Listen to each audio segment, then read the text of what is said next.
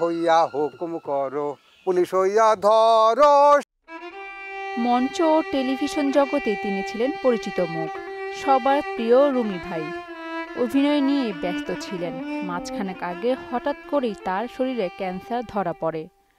এরপর ভারতে চিকিৎসা নিতে যান, যেখান থেকে দেশে ফিরে রাজধানীর একটি হাসপাতালে চিকিৎসা নিচ্ছিলেন।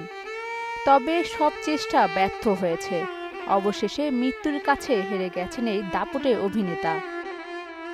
টেলিভিশন নাটকের জনপ্রিয় মুখ অলিউল হক রুমি সোমবার ভোরে রাজধানীর একটি বেসরকারি হাসপাতালে চিকিৎসাধীন অবস্থায় শেষ নিঃশ্বাস ত্যাগ করেছেন। অভিনয় ওয়ালটন ফ্রিজ কিনে অনেকের মতো আপনিও হয়ে যেতে পারেন মিলেনিয়াল। সেরা পণ্যের সেরা অফার। 3 দশকেরও বেশি সময় পার করেছেন রুমি।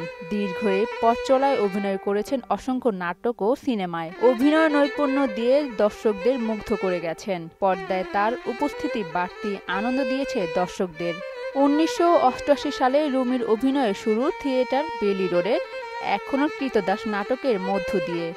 একই বছর কোন কাননের ফুল নাটকের মাধ্যমে ছোট পর্দায় অভিষেক হয় তার। টেলিভিশনের পাশাপাশি অভিনয় করেছেন সিনেমায়ও। এইবারের ঈদে বেশ কয়েকটি নাটকে দেখা গেছে এই অভিনেতাকে।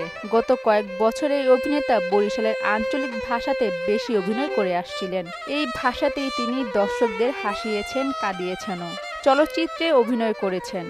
বর্তমানে তার অভিনীত বকুলপুর নামের একটি জনপ্রিয় ধারাবাহিক নাটক দীপ্ত টিভিতে প্রচার হচ্ছে। বরগুনায় জন্ম রুমির। তার বাবা বীর মুক্তিযোদ্ধা আজিজুল হক, মা ফাহমিদা হক। 3 ভাই ও 3 বোনের মধ্যে সবার ছোট ছিলেন রুমি। তিনি স্ত্রী ও 2 সন্তান রেখে গেছেন। অরিন সুলতানা, মোহনা ডিজিটাল।